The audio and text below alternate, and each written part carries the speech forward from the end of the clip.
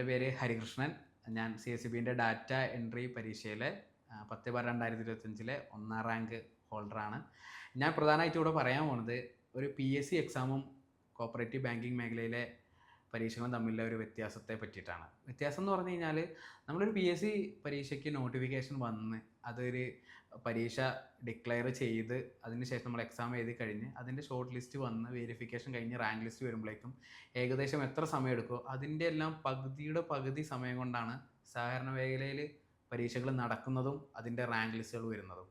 ഞാൻ വർഷത്തിൽ 3 വട്ടമാണ് ബാങ്കിങ് മേഖല എക്സാംസ് നടത്തുന്നത്. അതിൽ ഈ ഡാറ്റ എൻട്രിയുടെ ഞാൻ കൊടുത്തതിന് ശേഷം എനിക്ക് ജൂൺ 29 ആയിരുന്നു 2025 ജൂൺ 29 എക്സാം നടന്നത്. ജൂലൈ മാസം 13 ഷോർട്ട് ലിസ്റ്റ് വന്നു. ഓഗസ്റ്റ് മാസത്തിൽ ഇൻ്റർവ്യൂകൾ നടന്നു. അത് കഴിഞ്ഞ് ഒക്ടോബർ ഫസ്റ്റ് വീക്കിന് തന്നെ നമ്മളെ റാങ്ക് ലിസ്റ്റ് പ്രസിദ്ധീകരിച്ച് നവംബർ മാസം ആകുമ്പോഴത്തേക്ക് നമ്മൾ ജോലിയിൽ പ്രവേശിക്കണം. ഏകദേശം ഒരു 5-6 മാസം കൊണ്ട് തന്നെ നമ്മൾ പരീക്ഷ എഴുതി കഴിഞ്ഞ് ജോലിയിൽ പ്രവേശിക്കണം. അത് നമ്മളൊരു PSC പരീക്ഷ എഴുതുന്ന സമയത്ത് നമ്മളുടെ എക്സാം കഴിഞ്ഞ് ഏകദേശം ഒരു റാങ്ക് ലിസ്റ്റ് വരാൻ തന്നെ ഈ സമയം എടുക്കും. ആ റാങ്ക് ലിസ്റ്റിൽ നമ്മളിപ്പോൾ 1ാം റാങ്ക് ആണെങ്കിലും പിന്നിലേക്കുള്ള റാങ്കുകളാണെങ്കിലും നമുക്ക് അഡ്വൈസ് വരാനുള്ള സമയം എന്ന് പറഞ്ഞാൽ അതിനേക്കാൾ കൂടുതൽ എടുക്കും. ഓരോ 3 വർഷമാണ് PSCൻ്റെ പല റാങ്ക് ലിസ്റ്റുകളുടെയും കാലാവധി. നമ്മളുടെ തന്നെ 2 വർഷം കാലാവധി ഉണ്ടെന്നുണ്ടെങ്കിലും പരീക്ഷകൾ നടന്നുകൊണ്ടേയിരിക്കും. വ്യത്യസ്തമായ ബാങ്കുകൾക്ക് നമുക്ക് എപ്പോഴും ഈ ഒരു വേക്കൻസികൾ വന്നുകൊണ്ടേയിരിക്കും. അതുകൊണ്ട് തന്നെ എന്നെ സംബന്ധിച്ചിടത്തോളം ഞാൻ ഇതിൽ പെട്ടെന്ന് എനിക്ക് ഇഷ്ടപ്പെട്ട കാര്യം എന്ന് പറഞ്ഞു കഴിഞ്ഞാൽ ഈ ഫാസ്റ്റാണ്. സഹകരണ മേഖലയിൽ ഈ അത്രയും പെട്ടെന്ന് നമുക്ക് ഒരു പരീക്ഷ എഴുതി നമുക്ക് ഒരു നല്ല മാർക്ക് സ്കോർ ചെയ്ത് കഴിഞ്ഞാൽ പെട്ടെന്ന് തന്നെ ജോലിയിൽ പ്രവേശിക്കുക എന്നുള്ള കാര്യമാണ് എന്നെ ഏറ്റവും കൂടുതൽ അട്രാക്ട് ചെയ്തത്. ഞാൻ PSCൻ്റെ ഒരുപാട് പരീക്ഷകൾ എഴുതി 7 റാങ്ക് ലിസ്റ്റിൽ വന്ന ആളായിരുന്നു. പക്ഷേ എനിക്ക് പല കാരണങ്ങളാൽ പിന്നിലായതുകൊണ്ടൊക്കെ ജോലി കിട്ടിയില്ല. അതിലൊന്നും ഞാൻ ആ പരാജയങ്ങളൊക്കെ ഉൾക്കൊണ്ടുകൊണ്ടാണ് ഞാൻ പിന്നെ എന്നാൽ ഒന്ന് സഹകരണ മേഖലയിൽ നമ്മളുടെ കഴിവ് പയറ്റി നോക്കാമെന്നുള്ളൊരു ചിന്തയിലാണ് ഞാൻ ഇങ്ങോട്ട് വന്നത്. എൻ്റെ ആദ്യത്തെ എക്സാം ആയിരുന്നു. ആദ്യത്തെ എക്സാമിൽ തന്നെ എനിക്ക് 1ാം റാങ്ക് ലഭിച്ചു. 1ാം റാങ്ക് ലഭിക്കാനുള്ള റീസൺ എന്ന് പറയുന്നത് ഞാൻ എൻ്റെ പഠനത്തോടൊപ്പം നമ്മൾ നല്ലൊരു സ്ഥാപനം ചൂസ് ചെയ്യുക എന്നുള്ളതാണ്. അങ്ങനെയാണ് ഞാൻ കോമ്പറ്റേറ്റീവ് ക്രാക്കർ ചൂസ് ചെയ്തത്. അങ്ങനെ അവിടുത്തെ ക്ലാസ്സുകളും നമ്മളെ പഠിത്തവും പാടെ കൂടി ചേർന്നാണ് എനിക്ക് 1ാം റാങ്ക് കിട്ടിയത്. എല്ലാവരും PSCൻ്റെ പിന്നാലെ മാത്രമാണ് പോണത്. പൊതുവേ PSCനേക്കാൾ കൂടുതൽ അപേക്ഷകർ കുറവാണ് സഹകരണ മേഖലയിൽ. പക്ഷേ ഇപ്പോൾ അത്യാവശ്യം നല്ല കോമ്പറ്റീഷൻ വന്നു തുടങ്ങി. ക്ലർക്കാണെങ്കിലും ഡാറ്റ എൻട്രി ആണെന്നുണ്ടെങ്കിലും എല്ലാ മേഖലയിലും നമ്മളെ ബാക്കി എല്ലാ ആൾക്കാരും കുട്ടികളാണെങ്കിലും ഇത് പഠിക്കുന്ന എല്ലാ ആൾക്കാരും ഇത് മനസ്സിലാക്കി ഇപ്പോൾ പഴയതിനേക്കാൾ കൂടുതൽ ആൾക്കാർ വന്നു തുടങ്ങി. ഒഴിവുകളുടെ എണ്ണം കുറവായിരിക്കും PSCനെ വെച്ച് നോക്കുന്ന സമയത്ത് പലതിലും. പക്ഷെ നമുക്ക് എന്താണെന്ന് വെച്ച് കഴിഞ്ഞാൽ ഒരു വർഷത്തിൽ 3 വട്ടം സഹകരണ മേഖല നമുക്ക് എക്സാംസ് കോൾ ഫോർ ചെയ്യും. ആ സമയത്ത് നമുക്ക് ഓരോ വട്ടം കൊടുക്കാം, അപേക്ഷിക്കാം. അത്രയും പെട്ടെന്ന് ഫാസ്റ്റായിട്ട് നടക്കും. PSCനേക്കാൾ ഭയങ്കര ഫാസ്റ്റായിട്ടാണ് ഓരോ കാര്യങ്ങളും നടക്കണം. അപ്പോൾ നമുക്ക് പെട്ടെന്നൊരു ജോലി എന്നുള്ള സ്വപ്നം ആയിരുന്നു എൻ്റെത്. പെട്ടെന്ന് അത് ഒരുപാട് കാലം ഞാൻ PSCയിൽ നോക്കി, അപ്പോൾ കിട്ടിയില്ല എന്നുള്ളൊരു ചിന്ത കൊണ്ട് ആണ് ഞാൻ പെട്ടെന്ന് ഒരു ഇത് വേണം, നമുക്ക് അതിനുള്ള ക്വാളിഫിക്കേഷൻ ഉണ്ടായിരിക്കണം, BCom ആ കാര്യങ്ങളൊക്കെ. അത് ഇല്ലോണ്ട് തന്നെ ഞാൻ ഈ മേഖലയിലേക്കും പാടൊന്ന് നോക്കി. അതിൽ ഫസ്റ്റ് തന്നെ ഒരു പെട്ടെന്ന് എന്താ പറയുക, പരീക്ഷ എഴുതി കഴിഞ്ഞതിൻ്റെ റാങ്ക് ലിസ്റ്റൊക്കെ വന്ന് അടുത്ത മാസം ജോയിൻ ചെയ്യാൻ പറ്റും എന്നാണ് എൻ്റെ വിശ്വാസം. അപ്പോൾ അതും ഫാസ്റ്റായിട്ടാണ് നടക്കണം. അഡ്വൈസ് അയക്കുകയാണെങ്കിലും അപ്പോയിൻമെൻറ്റ് അയക്കുകയാണെങ്കിലും PSCനെ കമ്പയർ ചെയ്യുന്ന സമയത്ത് വളരെ ഫാസ്റ്റാണ് സഹകരണ മേഖല. അതാണ് എന്നെ ഏറ്റവും കൂടുതൽ ആകർഷിച്ചത് ഈ മേഖലയിൽ. പിന്നെ നല്ല നമുക്ക് എന്താ പറയുക, മറ്റുള്ള ജോലികളെക്കാൾ കൂടുതൽ ശമ്പളം ഇവിടെ ബാങ്കിങ് മേഖലയിൽ നമുക്ക് ലഭിക്കുന്നുണ്ട്. അപ്പോൾ എല്ലാം കൊണ്ടും അതുകൊണ്ടാണ് ഞാൻ സഹകരണ മേഖലയ്ക്ക് വരാനുള്ള കാരണം. ഞാൻ BCom ഫിനാൻസാണ് കാലിക്കറ്റ് യൂണിവേഴ്സിറ്റിയിൽ പഠിച്ചത്. അപ്പോൾ ആ സമയത്ത് എനിക്ക് BCom കോപ്പറേറ്റീവ് ബാങ്കിൻ്റെ ഒരു എക്സാം എഴുതാൻ പറ്റില്ല, കാരണം എൻ്റെ ക്വാളിഫിക്കേഷൻ BCom ഫിനാൻസാണ്. പക്ഷേ നമുക്ക് അങ്ങനെ BCom ഫിനാൻസ് പഠിച്ച ആൾക്കാരോട് എനിക്ക് പറയാനുള്ളത്, വെറും 4 പേപ്പർ എഴുതിയെടുത്ത് കഴിഞ്ഞാൽ നമുക്ക് BCom കോപ്പറേഷനുമായി ഡബിൾ ഡിഗ്രി എന്നാണ് അതിന് പറയുക. സ്പെഷ്യലൈസേഷൻ എന്ന് പറയുന്ന രീതിയിലാണ് നമ്മളത് എടുക്കുക. നമുക്ക് 5th സെമ്മിലും 6th സെമ്മിലും 2 പേപ്പർ എഴുതി കഴിഞ്ഞ് കഴിഞ്ഞാൽ നമുക്ക് BCom കോപ്പറേഷൻ ഡിഗ്രി ഉണ്ടായിരിക്കും, BCom ഫിനാൻസിലും നമുക്ക് ഡിഗ്രി ഉണ്ടായിരിക്കും. അപ്പോൾ ഞാൻ BCom ഫിനാൻസ് ആയിരുന്നു യൂണിവേഴ്സിറ്റിയിൽ ആദ്യം ചെയ്തത്. അതിനുശേഷം ഞാൻ വീണ്ടും ഇതിന് അപ്ലൈ ചെയ്തിട്ട് 5th സെമ്മിൽ 2 പേപ്പറും 6th സെമ്മിൽ 2 പേപ്പറും എഴുതിയിട്ട് BCom കോപ്പറേഷനും ക്വാളിഫിക്കേഷൻ നേടി. അപ്പോൾ എനിക്ക് പറയാനുള്ളത്, ഈ പല ആൾക്കാരും നമ്മളെ BCom കോപ്പറേഷൻ പഠിച്ച ഒരുപാട് ആൾക്കാർ പല പല മേഖലയിലെ ജോലി ചെയ്യണം. അവർ നമ്മൾ PSCയിൽ പോയിട്ട് ഒരുപാട് നേരം സമയം അതിൽ പല ജോലികൾക്കും കളയുന്നതിനേക്കാൾ കൂടുതൽ ഏറ്റവും ബെറ്റർ സഹകരണ മേഖലയിലേക്ക് വരിക എന്നുള്ളതാണ്. ഇപ്പോൾ പല ആൾക്കാരും ബികോം കോർപ്പറേഷൻ ഇല്ലാത്ത പല ആൾക്കാരും ഈ JDC കോഴ്സൊക്കെ ചെയ്തിട്ട് വന്നിട്ട് നമ്മളെ സാധാരണ ബാങ്കിങ് മേഖലയിൽ ക്ലർക്ക് പോസ്റ്റിന് വേണ്ടി പഠിക്കുന്നുണ്ട്. അപ്പോൾ നമ്മളെ സംബന്ധിച്ചിടത്തോളം നമ്മളത് ഡിഗ്രിക്ക് ഓൾറെഡി പഠിച്ച കാര്യങ്ങൾ തന്നെയാണ് ചോദിക്കുന്നത്. അതിൽ കുറച്ച് ഇംഗ്ലീഷും മാത്സും അങ്ങനത്തെ ചോദ്യങ്ങൾ വരുന്നുണ്ടെന്നുള്ളൂ. അപ്പോൾ ബികോം കോർപ്പറേഷൻ പഠിച്ച ആൾക്കാരെ സംബന്ധിച്ചിടത്തോളം വളരെ വലിയൊരു എന്താ പറയുക ഓപ്പർച്യൂണിറ്റിയാണ് ഈ ബാങ്കിങ് മേഖല, സാധാരണ ബാങ്കിങ് മേഖല. കാരണം അവിടെ നമ്മൾ ഈ പഠിച്ച കോഴ്സ് പഠിച്ച ആൾക്കാർ മാത്രമേ ഉള്ളൂ. അതായത് ബികോം കോപ്പറേറ്റീവ് ആ ഒരു ഇത് ക്വാളിഫിക്കേഷൻ ഉള്ള ആൾക്കാർ മാത്രമേ ഉള്ളൂ. അല്ലെങ്കിൽ പിന്നെ JDC പോയി സെപ്പറേറ്റ് എടുത്തു വന്ന ആൾക്കാർ.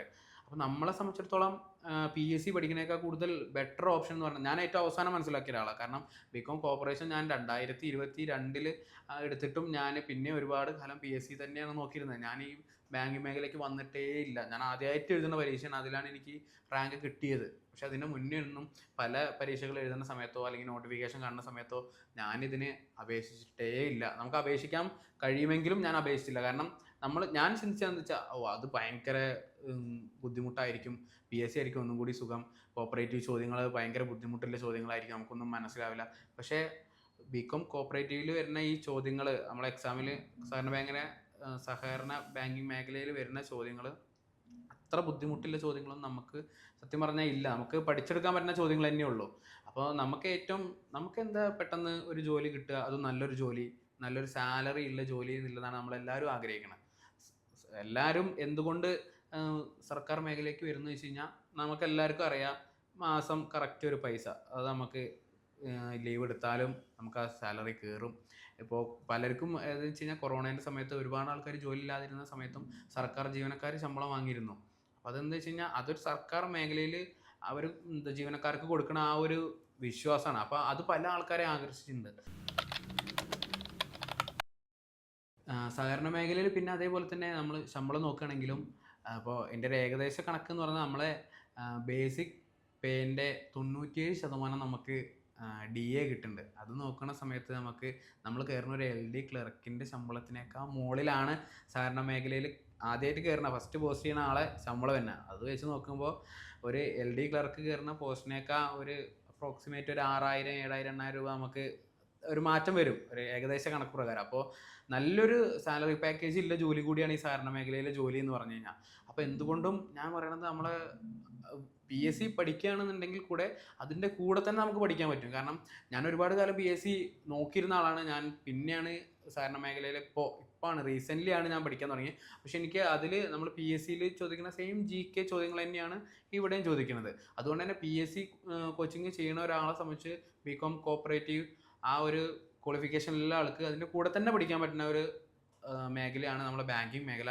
അപ്പോൾ എല്ലാവരും ഇതിൻ്റെ ആ ഒരു മനസ്സിലാക്കുക എത്രത്തോളം ഓപ്പർച്യൂണിറ്റി നമുക്ക് സാധാരണ ബാങ്കിങ് മേഖലയിൽ വരുന്നുണ്ടെന്നുള്ളത്. അതുകൊണ്ട് തന്നെ നമ്മൾ PSCയിൽ മാത്രം ഫോക്കസ് ചെയ്യാതെ ഈ ക്വാളിഫിക്കേഷനുള്ള ആൾക്കാരൊക്കെ ബാങ്കിങ് മേഖലയിലേക്ക് കൂടി വരിക.